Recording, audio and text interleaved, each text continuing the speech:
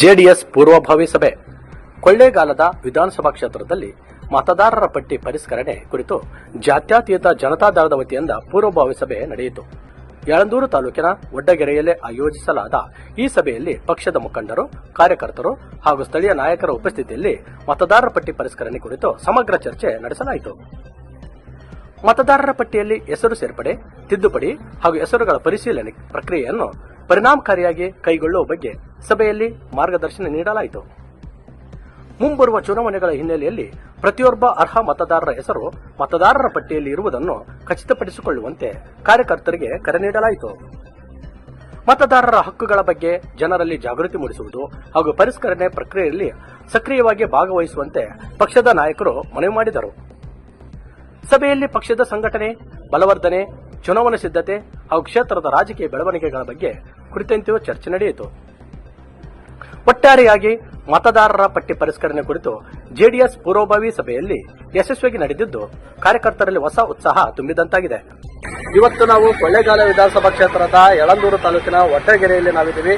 JDS ಕಾರ್ಯಕರ್ತರು, ಪಕ್ಷದ ಮುಖಂಡರು ಮತ್ತು ಸ್ಥಳೀಯರು ಇಲ್ಲಿ ಸಭೆಯಲ್ಲಿ ಭಾಗವಹಿಸಿದ್ದು, ಮುಂಬರುವ ಚುನಾವಣೆ ಗಮನದಲ್ಲಿಟ್ಟುಕೊಂಡು ಮತದಾರರ ಪಟ್ಟಿಯಲ್ಲಿ ಯಾರ್ಯಾರ ಹೆಸರು ಬಿಟ್ಟೋಗಿದೆ ಅದನ್ನು ಮರು ತಿದ್ದುಪಡಿಗೆ ಇಲ್ಲಿ ಚರ್ಚೆ ನಡೆದು ಹಲವಾರು ವಿಷಯಗಳ ಬಗ್ಗೆ ಗಮನದಲ್ಲಿಟ್ಟುಕೊಂಡು ಇಲ್ಲಿನ ಮುಖಂಡರು ಮತ್ತು ಹಿರಿಯರ ಸಾರಥ್ಯದಲ್ಲಿ ಪುಟ್ಟಣ್ಣ ಅವರು ಮಾತನಾಡಿದ್ದಾರೆ. ಅದ್ರ ಬಗ್ಗೆ ಏನಂತ ನಾವು ನೋಡ್ಕೊಂಬರೋಣ ಸ್ನೇಹಿತರೆ. ಈಗ ಬಹಳ ಮುಖ್ಯ ಆಗ್ತದೆ, ಯಾಕಂದ್ರೆ ಹೆಚ್ಚಿನ ಜನಸಂಖ್ಯೆಯಲ್ಲಿ ಪ್ರತಿಯೊಂದು ಬೂತ್ನಿಂದಲೂ ಬಂದಿದೆ. ನನಗೆ ಕೆಲವು ಕಂಡೀಷನ್ಗಳು ಮತ್ತು ಮಾರ್ಗಸೂಚಿಗಳನ್ನ ನಮ್ಮ ಹಿರಿಯರಾದಂಥ ಶಂಕರಪ್ಪನವರು ತಿಳಿಸಿದರು. ನಿಜ, ಖಂಡಿತ ಏನು ನಾವು ಏನು ಆದೇಶ ಮಾಡಿದ್ವಿ ಅದೆಲ್ಲರ ಆದೇಶ ಅಂತ ನಾನು ಭಾವಿಸ್ತೇನೆ. ಯಾಕಂದ್ರೆ ಈ ಒಂದು ಕ್ಷೇತ್ರದಲ್ಲಿ ಏನೆಲ್ಲ ಕೆಲಸಗಳನ್ನು ನಾವು ಮಾಡಬೇಕಾಗಿದೆ ಮತ್ತು ಇಂದಿನ ವೈಫಲ್ಯಗಳೇನು, ಈಗ ಮುಂದೆ ನಾವು ಏನ್ ಮಾಡಬೇಕು ಅನ್ನೋದು ಗುರಿಯನ್ನು ಇಟ್ಕೊಂಡು ಈ ಒಂದು ರಾಜಕೀಯ ಕ್ಷೇತ್ರಕ್ಕೆ ನಾವು ಬಂದಿದ್ದೀವಿ.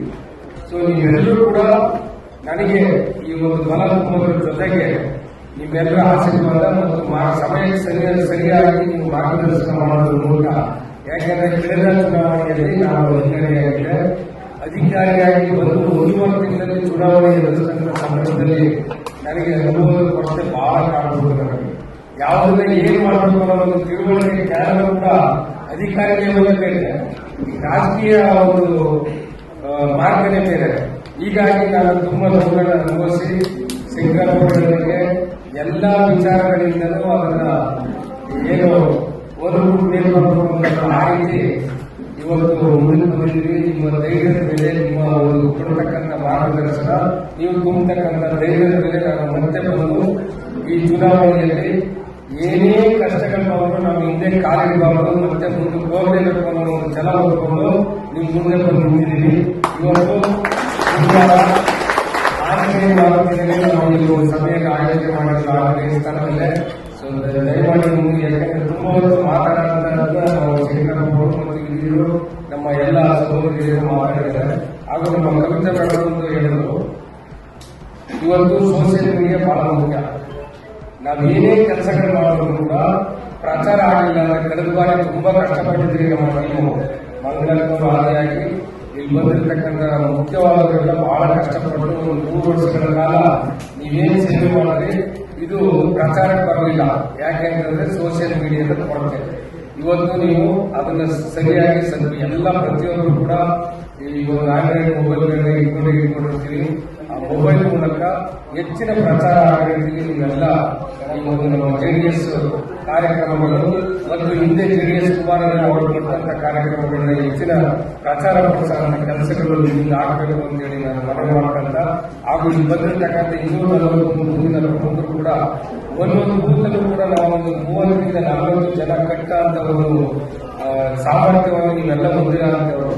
ಹಾಗಾಗಿ ಆ ಒಂದು ನಿಮ್ಮ ಜೊತೆಯಲ್ಲಿ ನೀವೇನಿದ್ದೀರಿ, ನಿಮ್ಗೆಲ್ಲರಿಗೂ ನಾನೊಬ್ಬ ಇರ್ಬೋದು, ಆದರೆ ನನಗೆ ನೀವು ಬಹಳ ಪ್ರಮುಖರು, ಅದಕ್ಕೆ ನಾನು ಪ್ರಮುಖರು ಅನ್ನೋದು. ನಿಮ್ಮ ಜೊತೆ 25 ರಿಂದ 35 ಜನ ಒಂದು ಬೂತಲ್ಲಿ ನಿಮ್ಮ ಒಂದು ಹಿಡಿತದಲ್ಲಿ ಇಟ್ಕೊಳ್ಳೋದು, ಅವ್ರನ್ನ ಸಂಘಟನೆ ಮಾಡುವಂತ ಕೆಲಸಗಳನ್ನ ನೀವೆಲ್ಲರೂ ಮಾಡಬಹುದು ಅಂತ ಹೇಳ್ತಾ ಇವತ್ತು ಎಲ್ಲ ಮಾತಾಡಿದಿರಿ. ಇನ್ನೂ ಹೆಚ್ಚು ಮಾತಾಡೋದಿದ್ರು ಇನ್ನೊಂದು ಸಭೆ ಮೂಲಕ, ಯಾಕಂದ್ರೆ ಈ ವಾರದಲ್ಲೇ ನಮ್ಮ ಜೆಡಿಎಸ್ ಕಚೇರಿ ಬೆಂಗಳೂರಿಂದ ಬಂದು ನಮಗೆ SIR ಈ ಪರಿಶಿಷ್ಟ ಮತದಾರರ ಪಟ್ಟಿಯ ಬಗ್ಗೆ ನಿಮಗೆಲ್ಲ ಮನವರಿಕೆ ಮಾಡಿಕೊಂಡಿದ್ದಾರೆ. ಹಾಗಾಗಿ ಆ ಸಭೆಗೂ ಕೂಡ ನಾವು ಮುಂಚಿತವಾಗಿ 2 ದಿನ 3 ದಿನ ತಿಳಿಸಿಕೊಡ್ತೀವಿ. ದಯಮಾಡಿ ನಾವು ಯಾವುದೇ ಮನಸ್ಥಿತಿಗಳನ್ನ ಮತ್ತು ರನ್ನಿಂಗ್ ಏನಾದರೂ ವಿವಿಧ ಚುನಾವಣೆಯಲ್ಲಿ ಸಮಯವನ್ನು ತಂದು ಈ ಸಭೆಯನ್ನು ಕೂಡ ನೀವೆಲ್ಲ ಗಟ್ಟಿ ಮನಸ್ಸಿನಿಂದ ನಮ್ಮ ಜೊತೆ ನಿಲ್ತೀರಿ ಅನ್ನೋ ಒಂದು ಆಶಾಭಾವನೆಯನ್ನು ಹೊಂದಿಕೊಂಡು ಮುಂದೆ ಹೆಚ್ಚಿನ ಸಂಘಟನೆಯಲ್ಲಿ ನಾವೆಲ್ಲರೂ ತೊಡಗಬೇಕು ಅಂತ ಹೇಳಿ ನಾನು ಮನವಿ ಮಾಡಿದಾಗ ಈ ಬಂದಿರತಕ್ಕಂಥ ಕನ್ನಡ ಹಾಗೂ ಮೊದಲೇ ಬಂದಂತೆ ಎಲ್ಲರೂ ಕೂಡ ನಾನು ಗಮನಿಸಿ ಈ ಸಭೆಯನ್ನ ಬಹಳ ಅಚ್ಚುಕಟ್ಟಾಗಿ ನಡೆಸಿಕೊಟ್ಟಂತ ನಮ್ಮ ಕೊಳ್ಳೇಗಾಲ ತಾಲೂಕು ಘಟಕದ ಅಧ್ಯಕ್ಷರು ಮತ್ತು ಅವರು ಕೂಡ ಎಲ್ಲ ಸಂತಮರಲ್ಲಿ ಕೊಳ್ಳೇಗಾಲ ಬಹಳ ಅಚ್ಚುಕಟ್ಟಾಗಿ ಈ ಒಂದು ಸಭೆಯನ್ನು ಆಯೋಜನೆ ಮಾಡಿದ್ರಿ.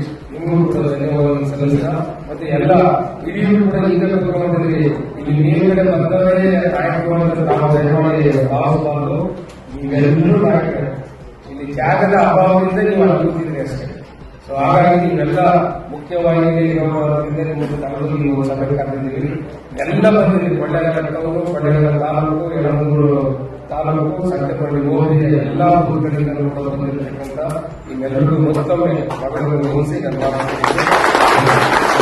ಆನಂದ್ ಅವರು, ಪ್ರೊಫೆಸರ್ ಸರ್, ನಮ್ಮ ಕೊಳ್ಳೇಗಾಲ ಗ್ರಾಮಾಂತರ ಟೌನ್ ಕಡೆಯಿಂದ ಬಂದಿರುವ ಅಧ್ಯಕ್ಷರುಗಳು, ವೇದಿಕೆ ಮೇಲೆ ಇರುವಂತಹ ಎಲ್ಲ ಗಣ್ಯ ವ್ಯಕ್ತಿಗಳು ಸ್ವಾಗತಿಸುತ್ತಾ ಇವತ್ತಿನ ಕಾರ್ಯಕ್ರಮದ ವಿಚಾರಗಳು ಚಂದ್ರನವರು ಹೇಳಿದ್ರು.